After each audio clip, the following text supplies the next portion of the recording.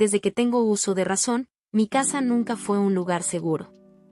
Mi mamá biológica murió cuando yo tenía apenas 2 años, así que crecí bajo el cuidado de mi papá y, muy pronto, de mi madrastra, a quien voy a llamar Débora. Ella apareció en nuestras vidas cuando yo todavía jugaba con bloques y dormía con un muñeco de trapo. Recuerdo que al principio me hacía trenzas y me llamaba muñeca, pero algo cambió en cuanto nació mi medio hermano, Daniel. Desde ese momento, pasé de ser una niña a un estorbo, como si sobrara en mi propia casa. No quiero sonar dramática, pero nunca sentí amor de su parte. Y lo más triste es que mi papá nunca hizo mucho por cambiar eso. Era como si ella fuera el centro de todo, y yo solo estaba ahí porque no tenían opción. Me criticaba todo el tiempo. Que si estaba muy flaca, que si hablaba mucho, que si no sabía hacer nada bien. Tu madre debe estar revolcándose en su tumba, me dijo una vez cuando rompí un plato. Tenía 8 años. Esa frase se quedó grabada en mí como una herida abierta, una que no cerró ni con el tiempo. A medida que fui creciendo, aprendí a hacerme pequeña. A no llamar la atención, a no hablar de más. Pasaba el tiempo en mi cuarto o en la biblioteca del colegio, tratando de evitar los comentarios hirientes. Mi papá, cuando estaba presente, decía cosas como ya sabes cómo es ella o no le pongas atención. Nunca me defendió. Nunca dijo basta. Débora tenía el control de todo, las decisiones, las reglas, incluso la manera en que se me hablaba. Yo simplemente existía. Recuerdo una Navidad cuando tenía 12 años. Había pedido un libro de aventuras y un cuaderno para dibujar. Daniel, en cambio, pidió una bicicleta. Cuando llegó el día, vi cómo él abría su regalo con una sonrisa gigante y recibía exactamente lo que pidió. A mí me dieron una bufanda tejida, vieja, envuelta a medias. Te hace falta algo útil, no tonterías, dijo Débora. Mi papá ni siquiera me miró. Esa noche lloré en silencio, como muchas otras. Cuando quedé embarazada a los 16, mi mundo tembló. Tenía miedo, claro, pero también tenía esperanza. Pensaba que quizás, al tener a mi hija, podría construir una familia diferente. Débora, en cambio, se volvió una fiera. Me gritó que era una cualquiera, que arruiné mi vida, que mi hija sería igual que yo. Intentó convencer a mi papá de quitarme la custodia. Fue una guerra silenciosa por meses. Se metía con mi ropa, con mis notas, incluso con mis amigos. Me dejaba cartas pasivo-agresivas en mi cama, y decía comentarios horribles cuando creía que no la escuchaba. Terminaron por dejarme vivir en casa, pero con reglas tan estrictas que parecían castigos. No podía salir, no podía hablar con nadie. Todo era culpa mía. Me prometí a mí misma que, en cuanto pudiera, me iría lejos. Pero la vida es complicada, y a veces uno tarda años en encontrar el camino. A pesar de todo, me mantuve en la escuela. Estudiaba por las noches, con mi hija dormida a mi lado. Me juré que no dejaría que la historia se repitiera con ella. Cuando mi hija empezó a crecer, me di cuenta de que no podía seguir permitiendo ese entorno. Débora había empezado a hacerle los mismos comentarios crueles, que era desobediente, que no servía, que estaba igualita a su madre. Ahí dije basta. Me fui de la casa. Me costó horrores encontrar un lugar, trabajar y estudiar al mismo tiempo, pero lo hice. Porque sabía que lo que estábamos viviendo no era normal, no era justo. Porque merecíamos paz, aunque fuera en un cuarto rentado con goteras y sin televisión. Pasaron los años. No hubo contacto con ellos, salvo en Navidades o eventos familiares donde la tensión era tan espesa que se podía cortar con cuchillo. Mi papá envejecía rápido, y Débora también. Yo seguía con mi vida, trabajando como maestra, criando a mi hija, pagando todo con esfuerzo. A veces me preguntaba si debía perdonar, acercarme, pero recordaba todo lo vivido y algo dentro de mí se cerraba. Me hablaban como si nada hubiera pasado, como si todo lo que viví fuera un invento o una exageración. Nunca hubo disculpas, nunca una reflexión. Y entonces, como suele pasar, llegaron los años difíciles. A mi papá le diagnosticaron demencia. Débora, cáncer. Daniel, mi hermano, se había mudado a otro estado y solo llamaba de vez en cuando. Y yo, la oveja negra, fui la que apareció para ayudarlos. Me ofrecía llevarlos a citas, a hacer compras, a limpiar la casa. No por ellos, sino por ese pedazo de humanidad que aún me quedaba, por mi conciencia, porque a veces una hace lo que puede aunque el corazón siga roto. Me vi a mí misma haciendo sopa para Débora mientras ella dormía, debilitada. Fue extraño. La enfermedad los desgastó. A ambos. Y a mí también. Me volvió a doler todo, la infancia, el rechazo, las palabras no dichas. Había momentos en que deseaba con toda el alma poder perdonar, que Débora me mirara a los ojos y dijera lo siento. Pero nunca pasó. Hasta el final, se mantuvo altiva, seca, convencida de que tenía razón en todo. Me hablaba como si fuera su enfermera, no su hijastra. Cuando intenté hablarle de lo que había pasado en el pasado, simplemente dijo, tú siempre fuiste muy sensible. Yo te hice fuerte. Cuando mi papá murió, sentí una mezcla de tristeza y alivio. En el velorio apenas había conocidos. Daniel vino, pero solo por compromiso. Y yo lloré, pero no por lo que fue, sino por lo que nunca pudo ser. Por el padre que necesitaba y no tuve, por la familia que me tocó cargar y no elegí. Y ahí empezó el verdadero golpe. Lo que me hizo escribir esta historia. El testamento. Después del funeral, me tocó enfrentar la lectura del testamento. Yo esperaba, quizá ingenuamente, que mi papá me hubiera dejado aunque sea un pequeño recuerdo, un detalle, algo que demostrara que había pensado en mí, a pesar de todo. Pero no fue así. El testamento no me mencionaba ni una sola vez. Todo lo que tenía, desde la casa hasta las cuentas bancarias, estaba destinado a Débora y a Daniel.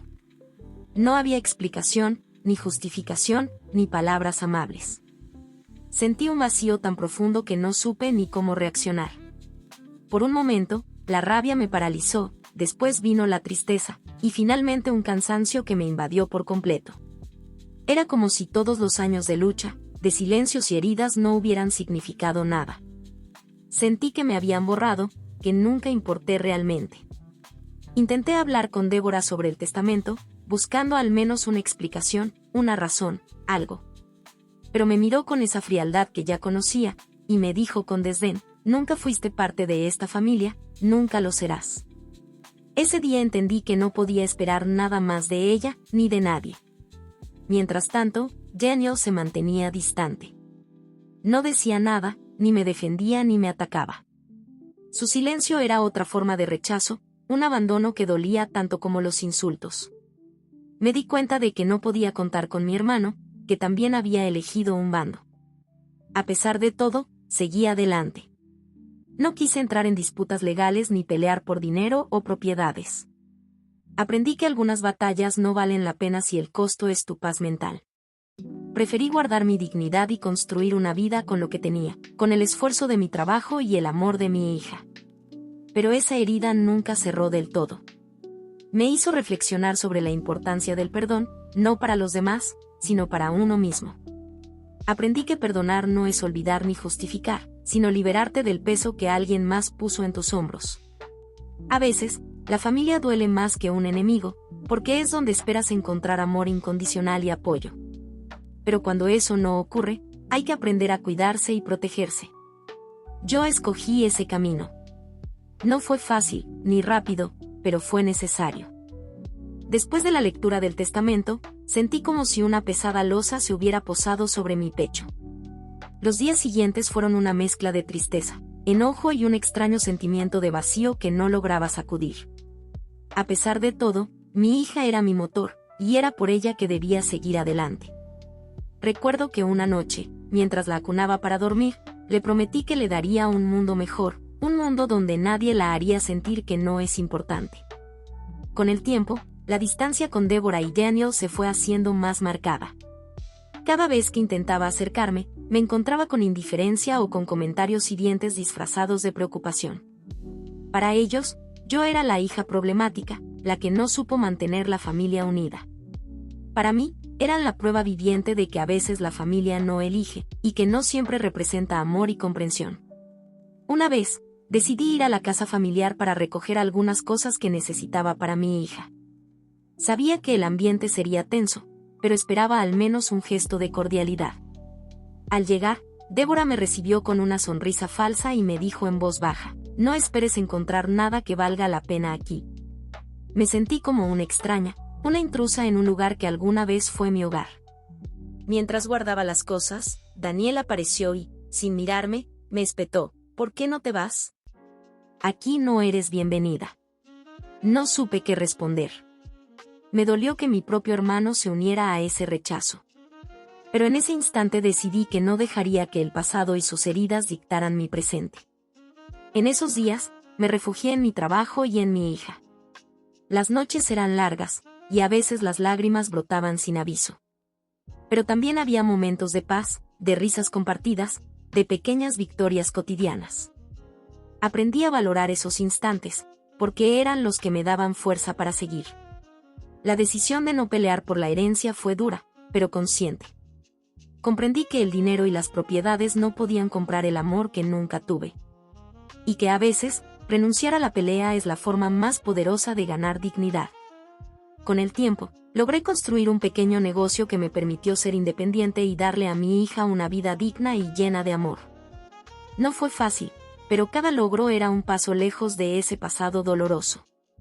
Aunque la relación con Débora y Daniel se mantuvo rota, encontré en otras personas una nueva familia, amigas que se convirtieron en hermanas, mentores que creyeron en mí y sobre todo, en mi hija, mi gran amor y compañera.